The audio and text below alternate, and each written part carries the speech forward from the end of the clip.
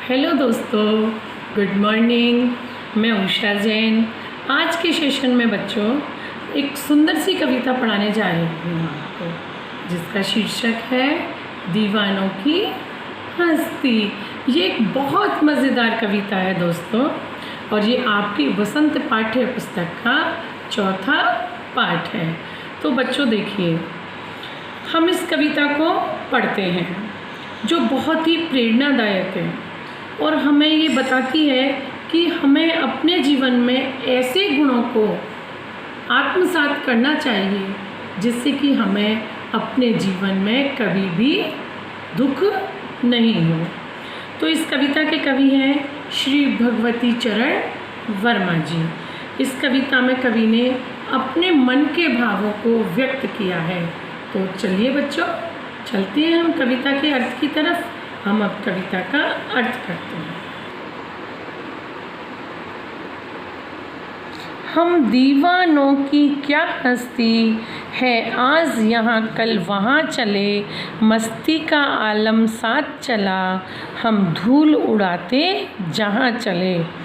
आए बनकर उल्लास अभी, आंसू बनकर बह चले अभी, सब कहते ही रह गए अरे तुम कैसे आए कहाँ चले।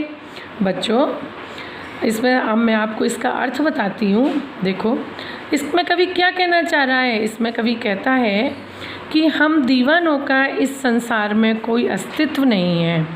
हम आज यहाँ हैं तो कल वहाँ, हम जिधर भी जाते हैं हमारे साथ ही मस्ती का माहौल चलता है। हम अपने साथ सभी लोगों को लेकर चलते हैं। दुनिया की परवाह किए बिना वह हर वक्त मस्त रहता है। लोग भी उससे इतना स्नेह करते हैं कि उसके जाने पर दुखी हो जाते हैं।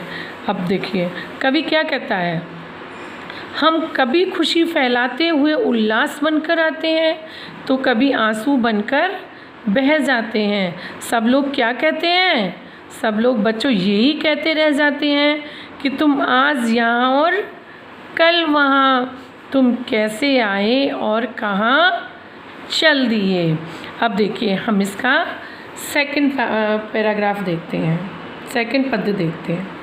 किस ओर चले यह मत पूछो, चलना है बस इसलिए चले, जग से उसका कुछ लिए चले, जग को अपना कुछ दिए चले। दो बात कही दो बात सुनी, कुछ हंसे और फिर कुछ रोए, छक कर कुछ दुख सुख के घूंटों को हम एक भाव से पिए चले। बच्चों, सबसे पहले मैं आपको बताना चाहूँगी कि छक कर का अर्थ क्या होता है, जी भर कर। देखिए अब इसमें कवि क्या कहता चाह रहा है, क्या कहना चाहता है कवि, सुनिए। कवि किसी भी सांसारिक बंधन में बंधकर नहीं रहना चाहता, इसलिए वह दूसरे लोगों से कहता है कि उससे कोई यह ना पूछे कि कहाँ जाना है। क्यों? क्योंकि केवल चलना ही जीवन है। इसलिए वह अपनी इच्छा से यहाँ वहाँ आता जाता रहता है। अपनी ओर से वह इस दुनिया को यानी कि दुनिया के लोगों को कुछ देता है तो दुनिया के लोगों से बहुत कुछ लेता भी है। क्या लेता है? प्यार, स्नेह, सुख दुख आदि लेता है। सुख दुख भरी बातें कह सुनकर वह कभी हंस लेता है तो कभी रो भी लेता है। दूसरों के दुख सुख को वह समान भाव से ग्रहण करता है। अब देखिए बच्चों, हम नेक्स्ट पैराग्राफ देखते हैं। हम भिखमंगों की दुनिया में स्वच्छंद लुटाकर प्यार चले, हम एक निशानी सी उर पर ले असफलता का भार चले। अब अपना और पराया क्या, आबाद रहें रुकने वाले, हम स्वयं बंधे थे और स्वयं हम अपने बंधन तोड़ चले। देखो बच्चों, यहाँ भिखमंगों का अर्थ है भिखारियों, स्वच्छंद खुला स्वतंत्र, निशानी निशान, उर का अर्थ है हृदय, और आबाद यानी कि बसे रहना हरा भरा।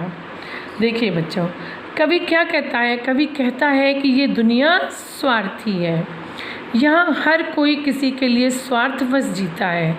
इसलिए कवि ने दुनिया को क्या कहा है? भिखारी। कवि कहता है कि इस भिखमंगी दुनिया में उसने लोगों के बीच निस्वार्थ भाव से स्वतंत्र रहकर अपना प्यार लुटाया है। स्वार्थी लोगों के बीच कवि स्वयं को असफल मानता है। क्यों?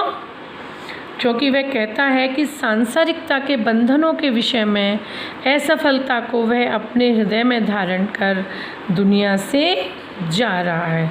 देखिए बच्चों, आपका ये लास्ट पैराग्राफ, कभी किसी को ना तो अपना मानता है और ना ही पराया। वह जानता है कि इस दुनिया में कोई हमेशा रहने के लिए नहीं आया है। एक न एक दिन सभी को इस संसार से जाना है। इसलिए संसार से मोह कैसा, लगाव कैसा।